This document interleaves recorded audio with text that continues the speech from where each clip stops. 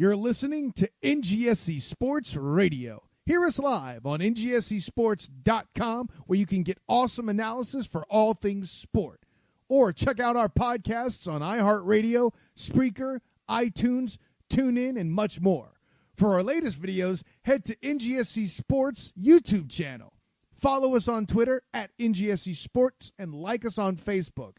NGSC Sports. We never stop.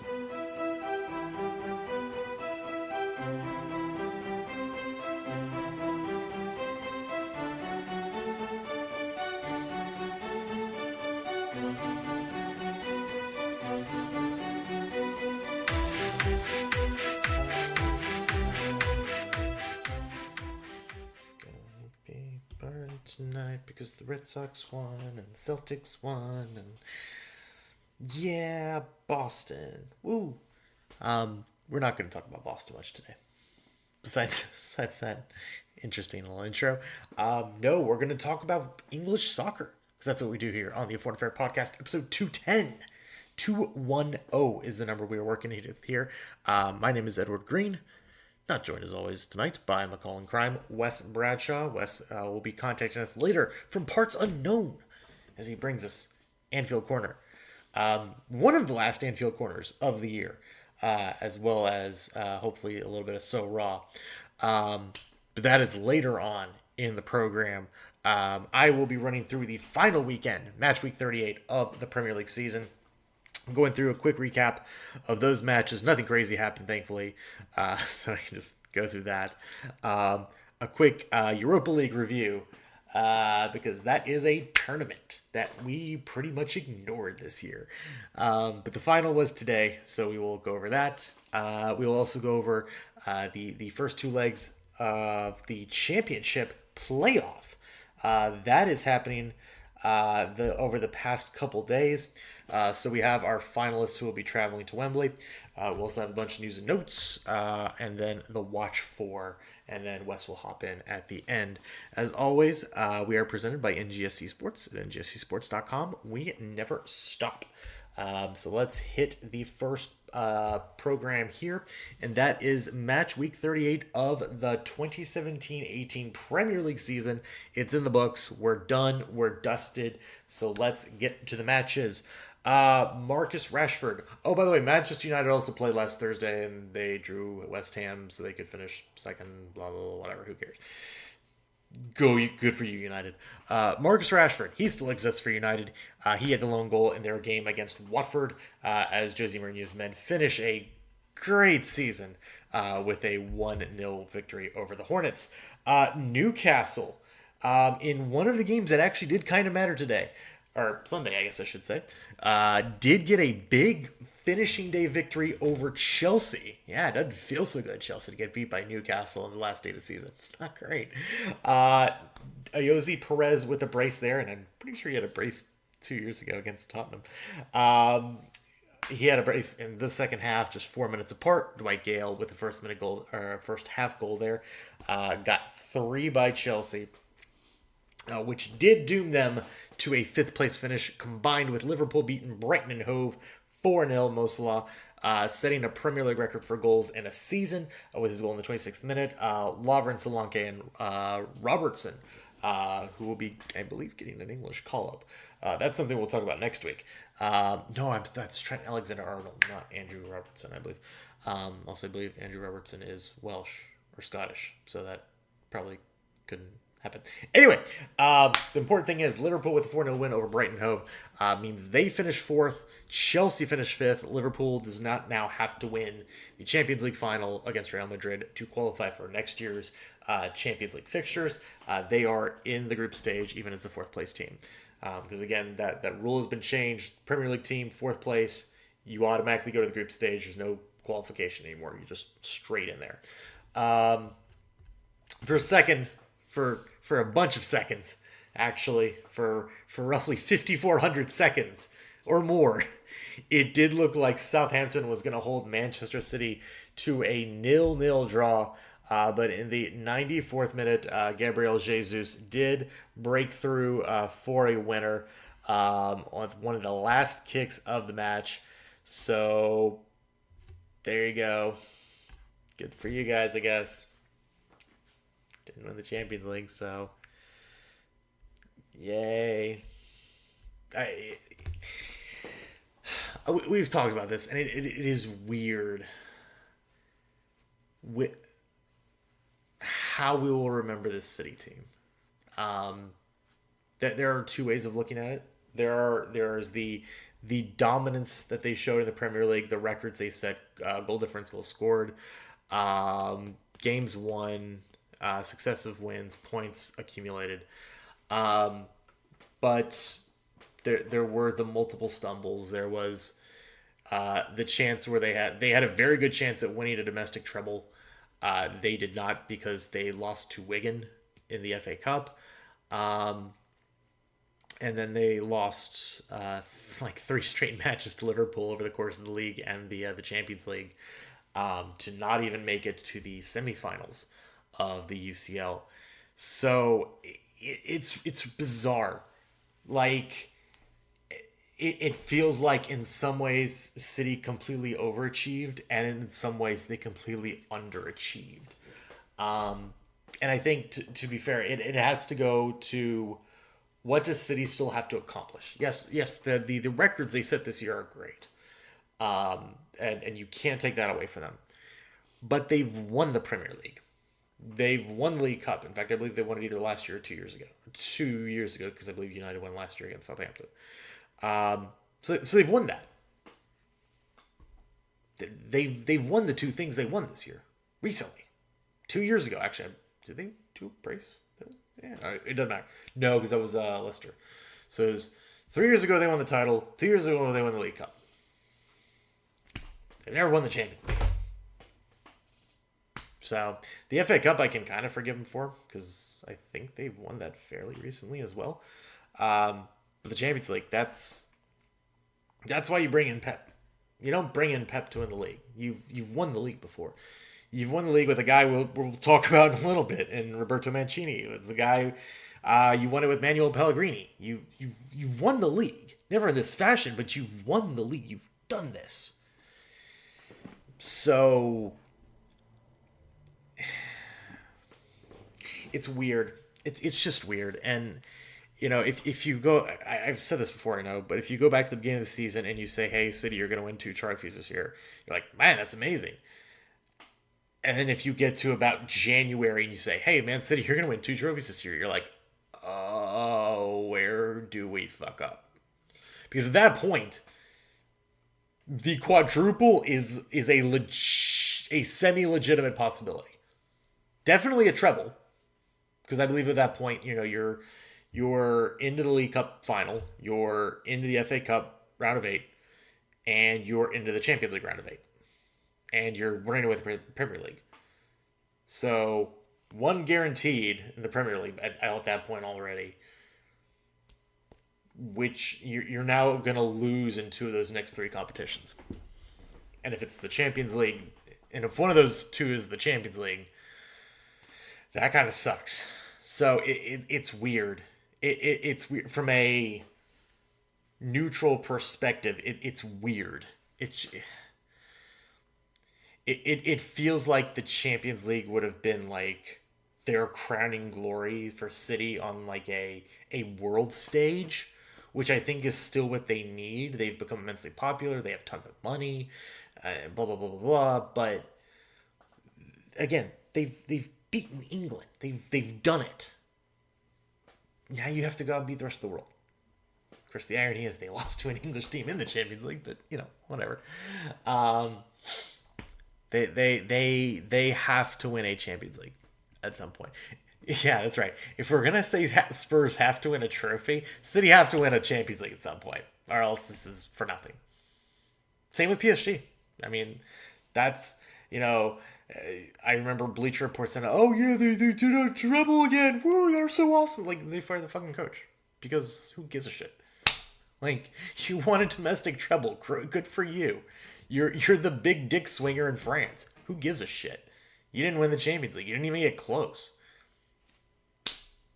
You know, and I think to a certain extent, while it's, I would say, a magnitude an order of magnitude harder to win the Premier League than it is the Ligue 1. Still, I think for City at this point, it's you win the Champions League. I don't know. It's just me. It's kind of how I felt about Chelsea last year. That's actually how both of us felt. Both Wes and myself felt about Chelsea last year was you need to win the Champions League. It's like, okay, you won the title. Now you have to go win the Champions League. We'll see next year, I guess. What other matches do we have to talk about? Oh, yeah, they got 100 points. Who cares? Blah, blah, blah. Most entertaining match of the weekend. Tottenham 5, Leicester 4. 2 goals in the first 7 minutes. Jamie Vardy in the 4th minute, and then Harry Kane responding just 3 minutes later. Got this one off to a great start. Riyad Mahrez put in maybe his last goal for Leicester in the 16th minute to give the Foxes a 2-1 lead at the half. Kelechi Iheanacho, remember him? He scored in the 47th minute just after the restart to give Leicester a 3-1 lead, and then Eric Lamela started having a party, a near hat-trick in the span of 11 minutes, if not for a Christian Fuchs deflection that led to an own goal, gave Tottenham a 4-3 lead. Jamie Vardy would respond with just about 15 minutes to play to equalize again at 4, but Harry Kane, as he's done so well this year, did seal the win at the 76th minute. Just a back and forth affair, crazy way to end the season.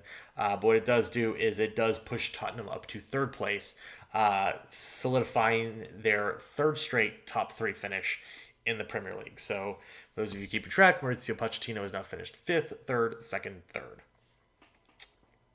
Not bad. We'll go over it in our Premier League review, which will be God knows when. It's not a bad season. Just really weird. Really weird. Like, City's weird. Tottenham's also a little weird. Like, they were probably worse than they were last year. Or not. They probably weren't worse. Just their numbers regressed enough, especially on the defensive side of things, in a natural way. Not that people actually play that much worse, but just in an expected goals sort of way. They regressed enough where last year was unsustainable, I should say. And yet, Wembley was supposed to destroy them. They were in the group of death in the Champions League, and they won that, and they finished in 3rd place, playing half their season at Wembley, a place they supposedly can't win. I had the analogy lined up where it's like if your child comes home and they're making like a bunch of D's and C minuses in history, and you're like, man, you guys gotta do better, just do better. That's all I'm asking, just do better.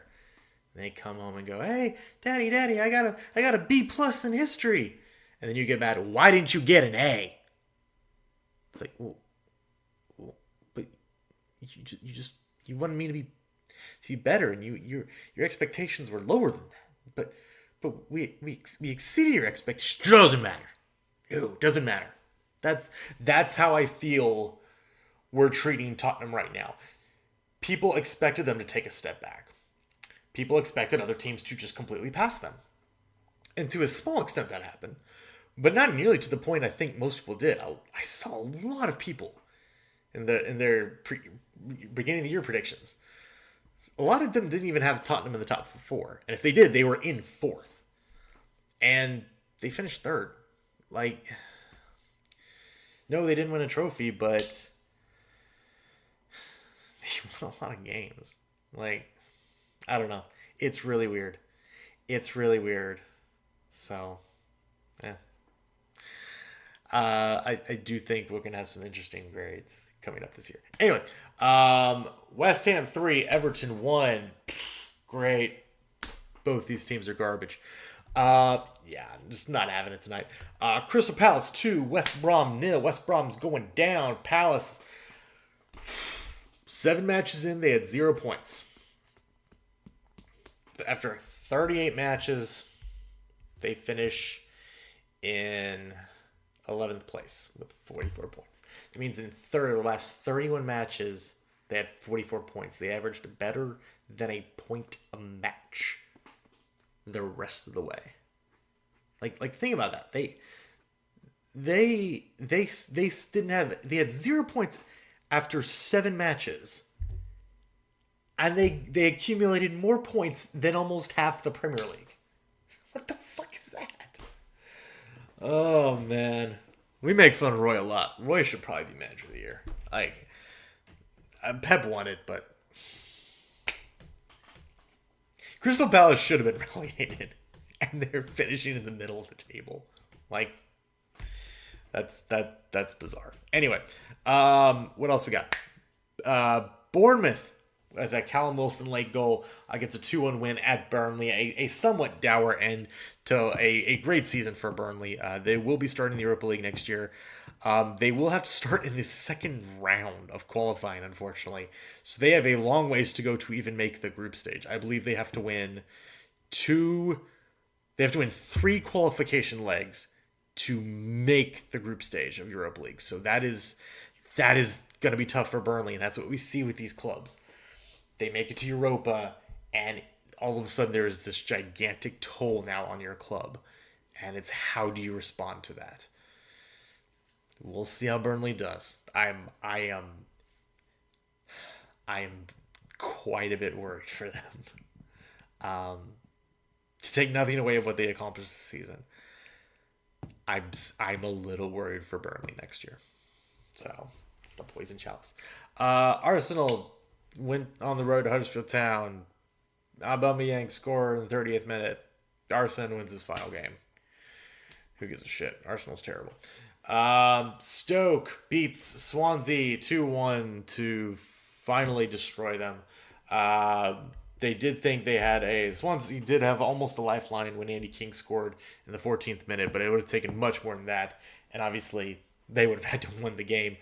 Peter Crouch, the winner in that one in the 41st minute, as Swansea do get relegated. So that's your final weekend wrap up. As we look at the final table, as we said, Manchester City finishes in first place. Manchester United finishes in second.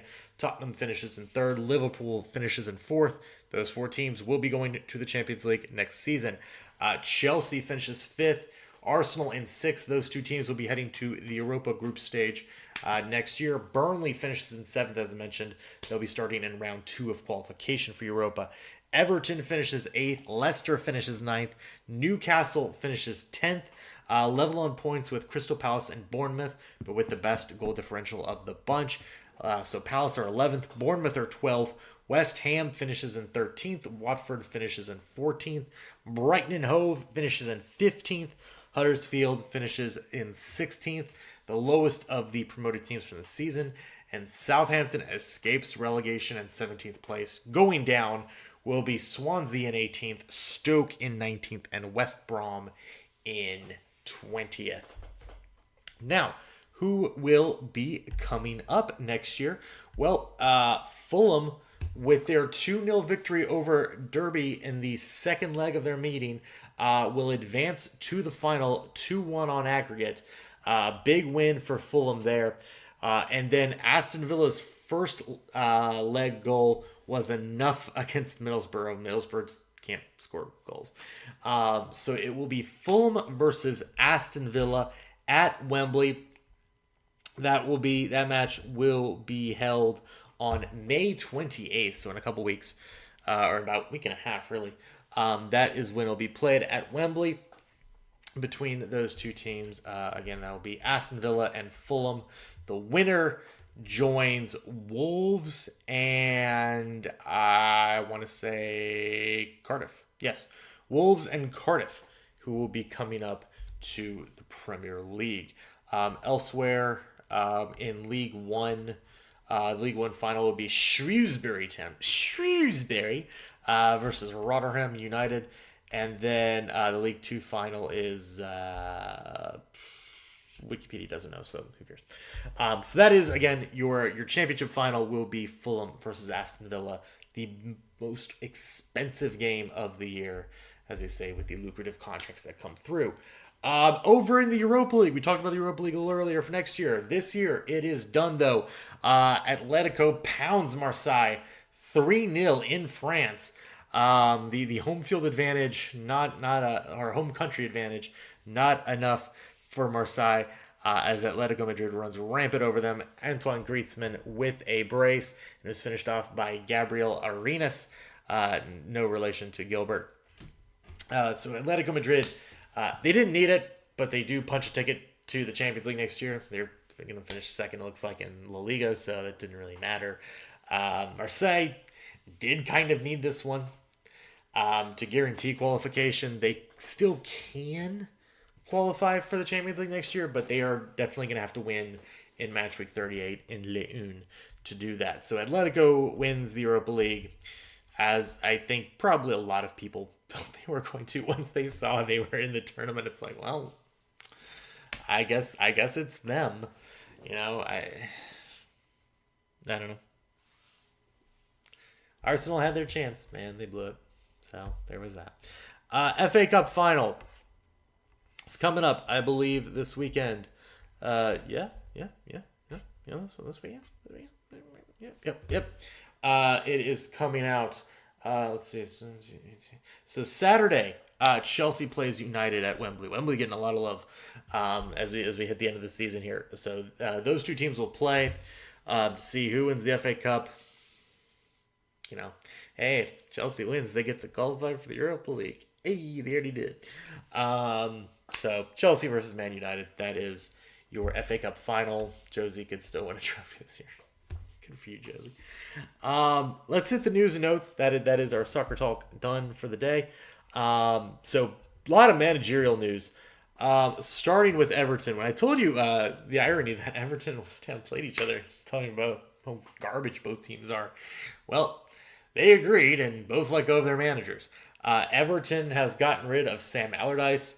The club's statement was, as Everton Football Club confirmed that Sam Allardyce has left his role as manager. He left because he was told to go away.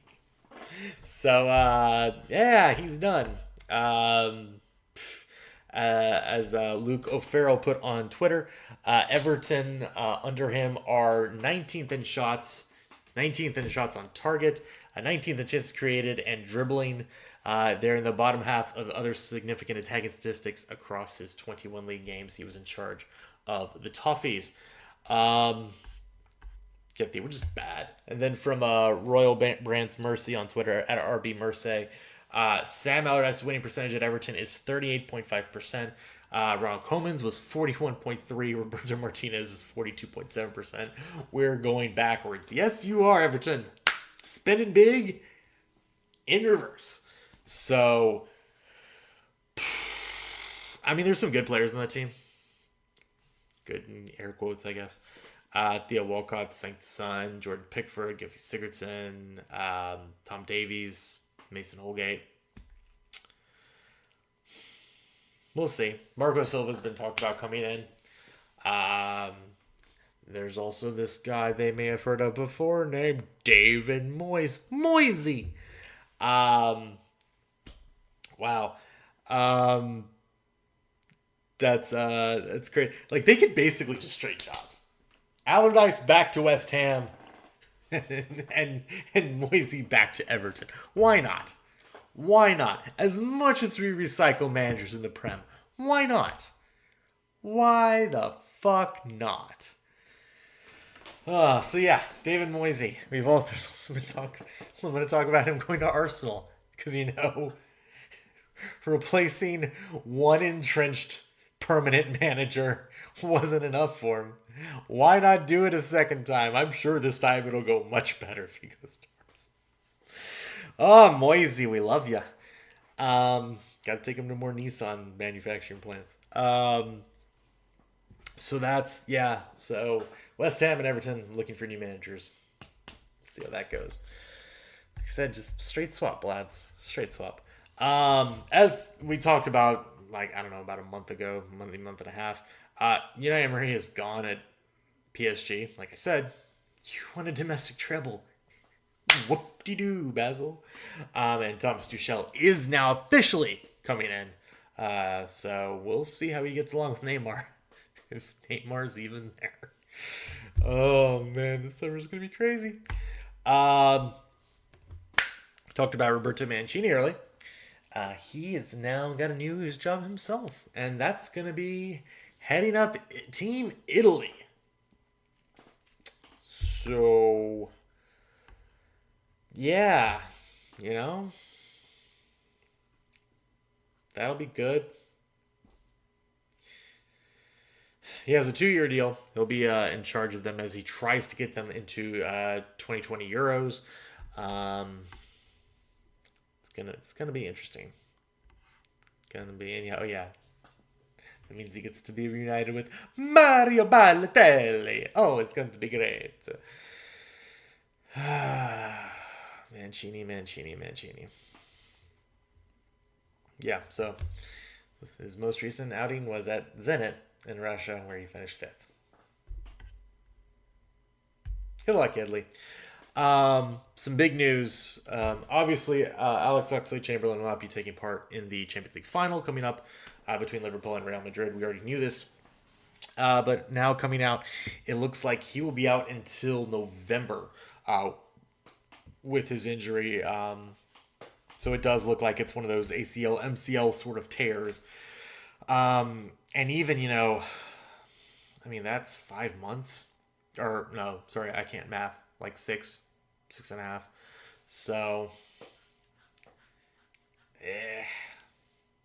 that's the best case scenario. And I mean, this article from the Liverpool Echo mentions that's the best case scenario. I think that's also the absolute best case scenario. The tough thing is going to be you're going to be hitting right up into December when the schedule goes insane. Do you want him getting back out there in the cold? Like, obviously he has to join the team sometime. And it's not going to warm up anytime soon when he's actually ready. But that's going to be a tough period for him to come back. It will give them some depth.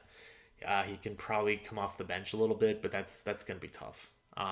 So it will be some reinforcements, especially if it's not maybe until December that he comes back. But we will keep an eye on that. And finally, speaking of Liverpool and Manchester United and all the other big clubs in the world, these clubs are reportedly set to be invited to play in a 24-team Club World Cup that would give £100 million to the champions. This is an article from Bleacher Report, which is quoting Martin Ziegler of The Times. FIFA want the inaugural edition of the tournament to take place in 2021, with China interested in being the first host nation because, of course. So they would scrap the Confederations Cup because I don't like this. Like it seems really, really, really, really bad. Like,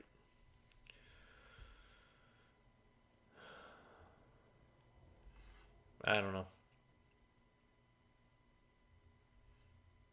Like we have the Champions League, and it's gonna be like invite only or something.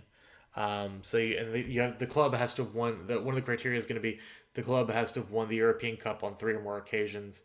So again, that's United, that's Liverpool, that's Real Madrid, AC Milan, Bayern Munich, Barcelona, and then there might be some other teams like City, Arsenal, and Chelsea. And Atletico, this seems gross. And if it's in the summer, I'm trying to look at this right now. Wes actually brought this to my attention. So I mean, okay, so it'd be 8 groups, 3 teams in each group, and then you play, I guess, 2 games in your group stage, and then you play quarterfinals, semifinals, finals. So it's 5 matches, I guess. And I think they'd be playing it over. Oh no! Wait. I can't see. 50 day one. It's I don't know. There's So I assume it's in like the summer of 2021. I don't know.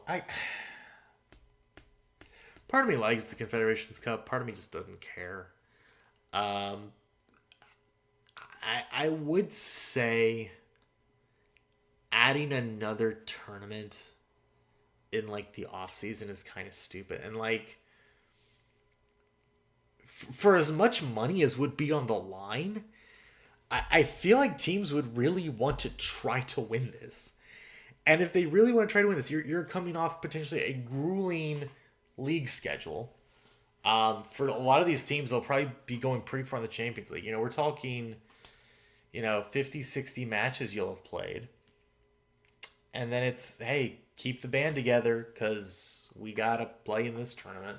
Like, and because it's invite only, like, yeah, there are, like, qualifications you have to have met, but it's like, I don't know. It's the same shit I don't want to see with like happening to the Champions League, where it's just like guaranteed spots for teams. Like, no, earn your fucking way. Like for teams like in La Liga, like the ones that really care, it should be easy. If Real Madrid doesn't make the top 4 in La Liga, they should just quit. Like they should just disband as a team. I'm sorry, but that's ridiculous. Same for Bayern Munich. They don't finish the top 3 or 4, whatever it is for Germany. I think it's top 4. Fuck you. Get out. Leave. Don't ever play soccer again. So, I don't know. I mean, then there would be teams from other conferences. Like, hey, there'll be 2 from CONCACAF, which means there'll probably be 2 from Mexico. I don't know. It's a Club World Cup. We already have a yearly Club World Cup. So, at least I would hope that would go away because that's just fucking stupid. So, I don't know.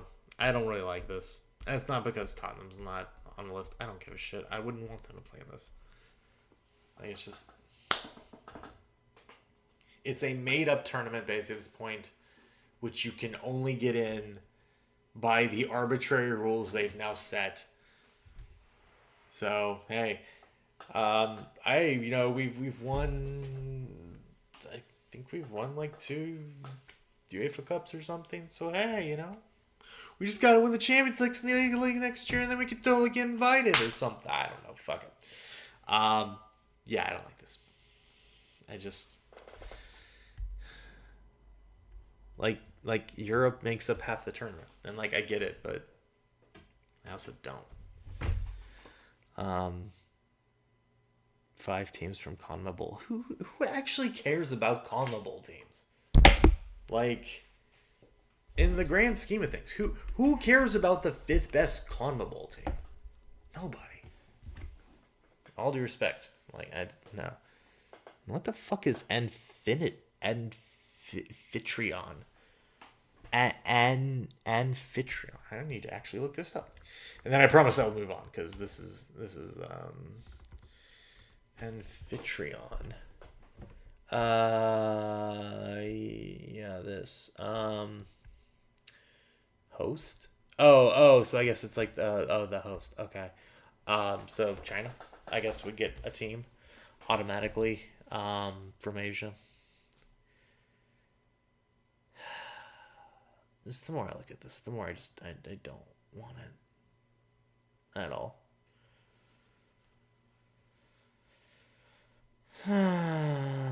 Let's sigh. I just...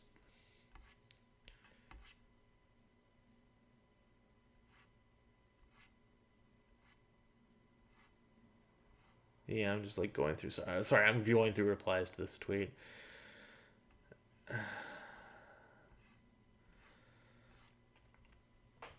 Like, it's... So you're gonna have the Champions League. And then, like... So the Champions League, like, quarterfinals are what? In March? And then, like, 3 months later, you're just basically gonna have the Champions League. With the number of teams from Europe, it just seems statistically likely that by, like, the time you get to the quarters, Like, most of them are probably going to be from Europe. Sorry, but that's how I feel. So just be like the Champions League quarterfinals again? Like, no. Like, I hate the current Club World Cup. This doesn't make it better. Like, just get rid of it. Doesn't... Or make it like an actual thing. Because let's see, how many? There's 3. So here's the problem. There's like 6 confederations. So what you would have to do is you would have to do it. It'd be like MSI, League of Legends.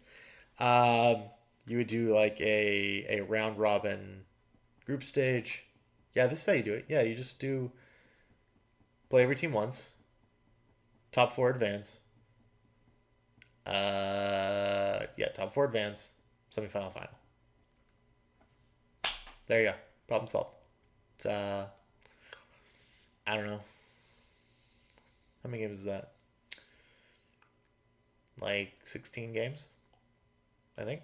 No. 18? No. 15 games. Yeah, 15 games. 15, 16, 17, 18 games total. 18 games. This is how many games? This is fucking 3 games? 3. Yeah, you play 1, 2. Yeah, so 3, 6, 9, 12, 15, 18, 21, 24, 26, 28, 30, 32, 34, 36, 37. 37 versus 18. I'm cutting it in over half. Shorten it.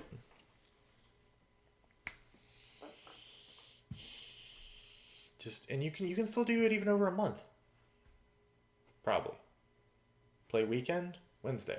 Weekend, Wednesday. Weekend, Wednesday, Wednesday, weekend, and then the next weekend. So weekend, Wednesday, weekend. So you do it over a month. You play as a club most like 7 extra games, but in this one you're playing 5. So some clubs would play like 2. 4 of the clubs would play 2 more games. I don't care. This is stupid. I hope it doesn't happen.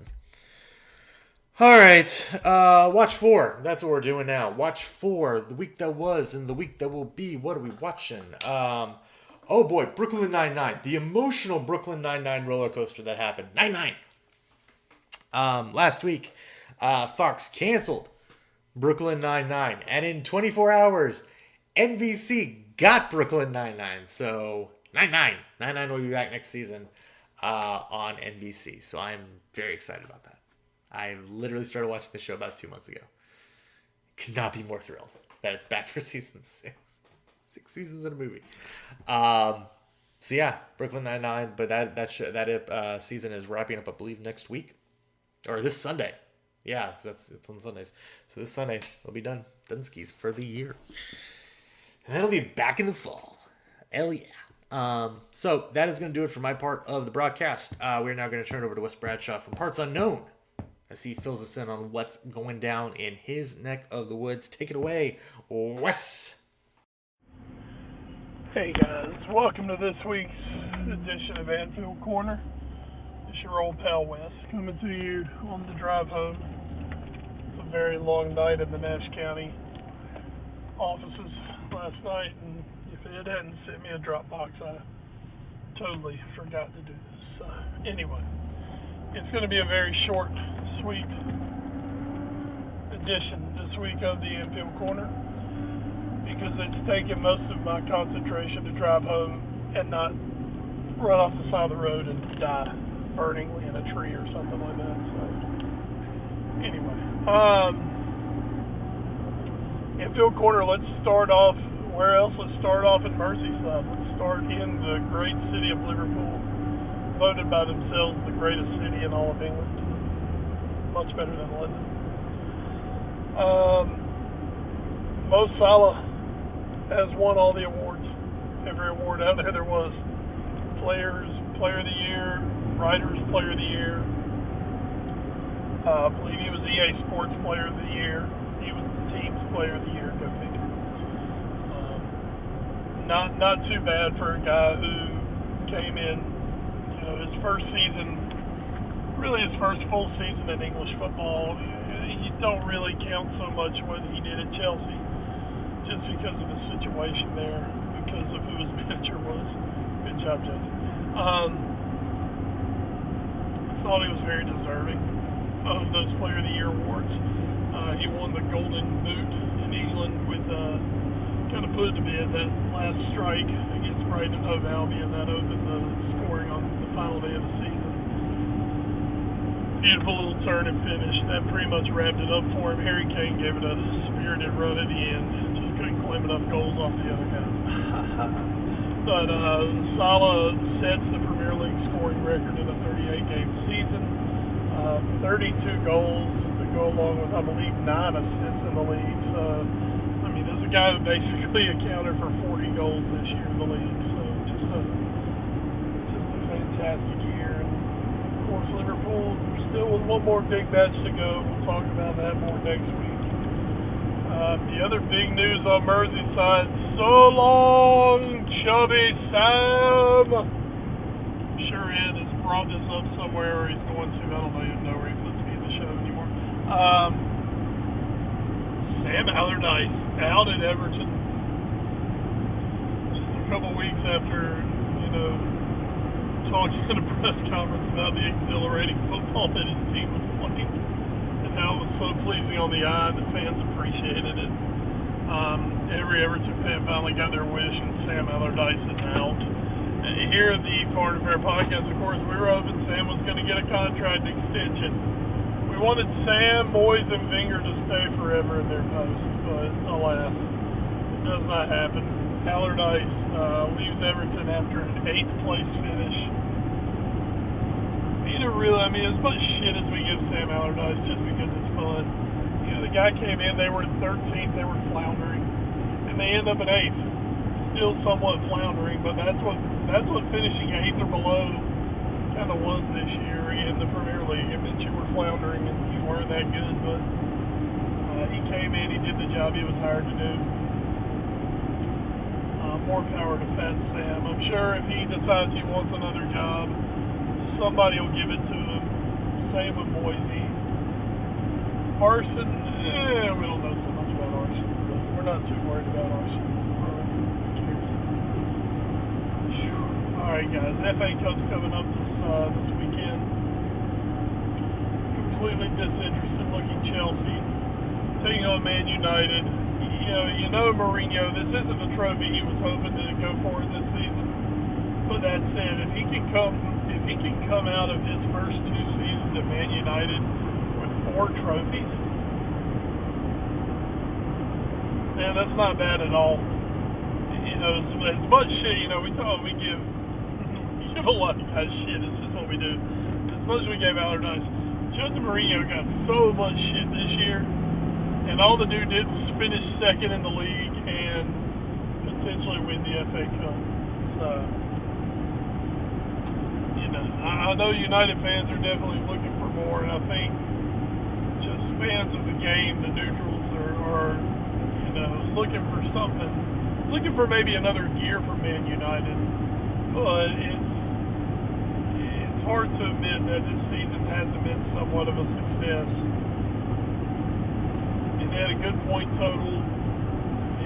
They couldn't really help that Man City decided to set every record in the Premier League era.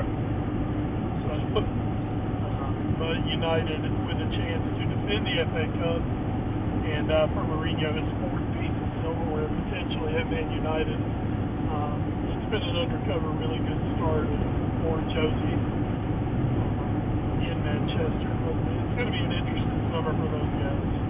Very interesting summer coming up. It's going to be a very interesting summer for everyone coming up. We'll get more into that, obviously, after the Champions League ends. We get ready for the World Cup. There's going to be so much going on, wheeling and dealing. It's a It's already a competitive transfer window just because of the World Cup. And now you take into account the new rules in England. It could be an absolute nutball. Excuse me. An absolute nutball summer in England in the transfer market. So as long as Liverpool get who they're looking for, I'm not happy. Anything else for me to add today? Next week I'll be back. I'll be back regular on the show next week, and we'll be previewing that Champions League final for you. The mighty Reds of Liverpool getting on the plane, going to Kiev, taking on Real Madrid. We'll definitely cover it a little more next week, and we'll get our, much like the Madrid and Liverpool players, we'll get our 2-week break and then get ready for World Cup. Anyway, guys, hope you enjoyed today's episode. Your old buddy Wes. I'll see you guys back next week here on the Foreign Affair Podcast. No, so raw. I have nothing left. I just don't have it in me. So, yeah. And thank you so much, Wes Bradshaw, for that. And we will be back live next week to preview the Champions League final. We'll talk the recap of the FA Cup final. What else will we do? Maybe we'll do a quick preview of the championship final. And maybe we'll talk England's national team got announced today. Wes is our England man. We'll let him talk about that. The 23-man roster got announced. So I did see one person on the England roster announcement. Saying that, couldn't understand why Harry Kane was on the team. Where he's saying, if you take away all his goals, he was basically average this season. It's like, well, yeah, if you take away the one statistic a striker cares about, yeah, I guess he was. If you take away the 30 goals he had in the Premier League this season, yeah, I guess he was kind of average. If you took away all of Mo Salah's goals this year, I don't see what the fuss was all about. Oh, Twitter, never stop being stupid. Or do. That would actually be better. Stop being stupid. It's genuinely disconcerting. But not genuinely disconcerting is that this is the end of the podcast for episode 210 of the AFA Pod. Once again, we are brought to you by NGSC Sports at ngscsports.com. We never stop. You can find them on Twitter. You can also find us on Twitter at AFA Pod, at Wes Bradshaw21, and at Edward Green. You can also find us on YouTube, youtube.com/The All New Sports Show for the latest episodes in audio format. One day maybe we'll get a camera on us, but that day is not today. You can also email us, allnewsportshow@gmail.com. Big thanks to our podcast providers, including podbean.com, Stitcher, Spreaker, iHeartRadio, the TuneIn Radio app, Google Play Music, and the iTunes Music Store. So, yeah, we will be back next week for episode 211. But for now, from our call and crime, Wes Bradshaw, I am Edward Green. Thank you so much for joining us here on the Foreign Affair Podcast. We will catch you guys next week. Until then, stay safe and enjoy the football.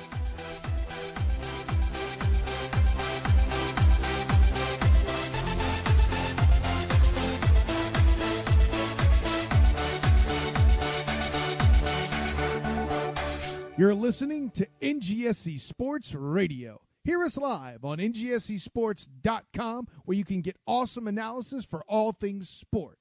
Or check out our podcasts on iHeartRadio, Spreaker, iTunes, TuneIn, and much more. For our latest videos, head to NGSC Sports YouTube channel. Follow us on Twitter at NGSC Sports and like us on Facebook. NGSC Sports. We never stop. We never stop. We never stop. We never stop.